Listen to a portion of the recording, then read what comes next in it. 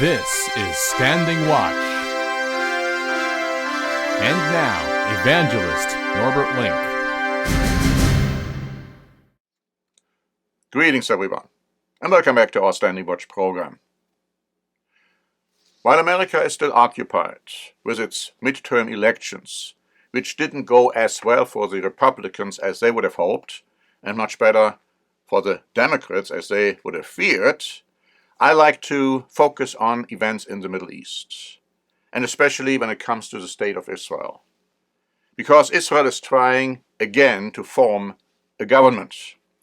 Now, JTA wrote on November 2, Benjamin Netanyahu is expected to form a coalition with multiple Orthodox parties and the religious Zionism slate of two parties, led by the far-right extremists Itamar Ben-Gvir and Bezalel Smotrich.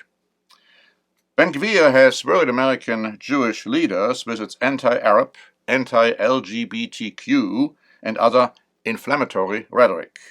Ben-Gvir, touted as a rising star who has electrified the conservative electorate, will likely be given a high-ranking cabinet position. He is hoping to be named security minister, which would put him in charge of the country's police force, and let me just add, with that, he would be made responsible for keeping the peace at the Temple Mount.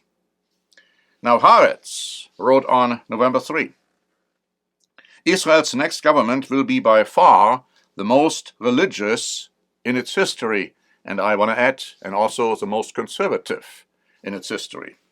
Of the four parties, three are religious. Two of them are ultra-Orthodox parties. The third is on the conservative side of the religious spectrum, leaning towards ultra-Orthodoxy. Together, these three parties will account for more than half the seats in the coalition headed by Benjamin Netanyahu, which is expected to assume power within the next few weeks. Add to that 7 lawmakers from Netanyahu's party, and it turns out that 40 of the expected 65 members of Israel's next coalition will be Orthodox Jews. Now, one of the issues which are going to be raised is praying on the Temple Mount. And so Israel Today wrote on November 6. Among the things liberals both in Israel and abroad fear the incoming religious right-wing government of Benjamin Netanyahu will do is open the Temple Mount to Jewish prayer. Muslims today claim that Jerusalem's Temple Mount is Islam's third holiest site, though that wasn't always the case, and some are beginning to acknowledge that the site means little, if anything, to Islam. Still, the majority have bought the lie and cannot accept its use by any other religion. So the article goes on to say that this prohibition against all but Islamic religious expression at the Temple Mount is what Israel calls the status quo. So remember this is the status quo. A Muslim-imposed state of affairs that the Jewish state and the West dare not violate for fear of an outbreak of Muslim violence. For many Jews, the issue becomes who they fear more, God or the Arab-Muslim world. And so, the Times of Israel wrote on November 5, any move by the incoming government to allow Jewish prayer on the Temple Mount will lead to war. Ra'am party leader Mansour Abbas has said. Abbas told Channel 12 on Thursday that he was worried about the apparent new government. Let's not be naive, he said, whose Islamist party was a core component of the outgoing coalition. The presence of Jewish visitors on the Temple Mount is opposed by Palestinians, and Hamas warned of violent repercussions over visits during the Jewish holidays. Ben-Gvir has often visited the Temple Mount while demanding Israel fully realize its sovereignty there. Benjamin Netanyahu said he would maintain the status quo. at the Temple Mount despite pressure from Ben-Gvir.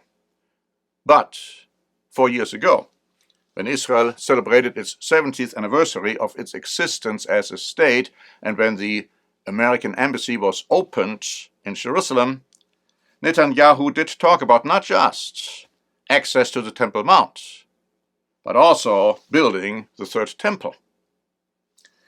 And that is where Ben-Gvir comes into play. Israel 365 News reported already on May 5, 2022. On Thursday, Ben-Gvir entered the Temple Mount on Israel's 74th Independence Day. During his visit, Ben-Gvir said, "The time has come to build a Jewish synagogue on the Temple Mount." Now, the newspaper immediately understood what he meant, and they say, building the third temple is a commandment incumbent upon the Jewish people, as written in the book of Exodus.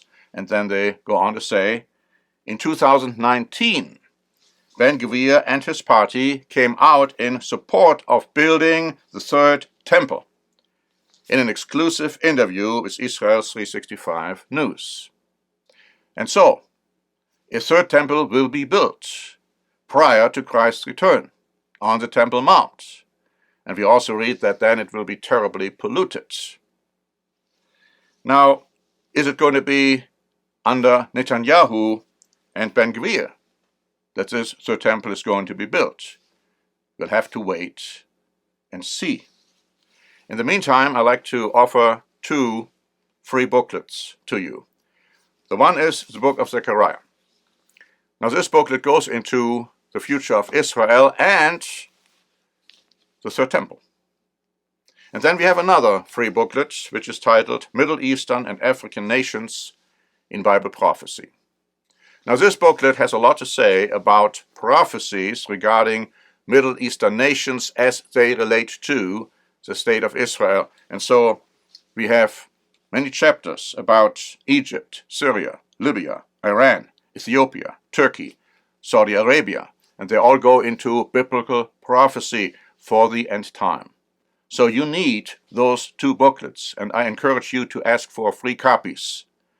And until next time, this is Norbert Link for the Standing Watch program.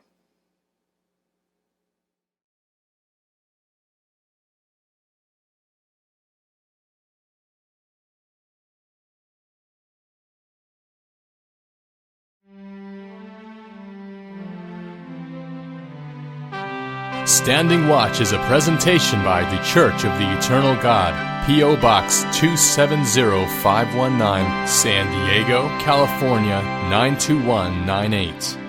More information is also available at our website, eternalgod.org.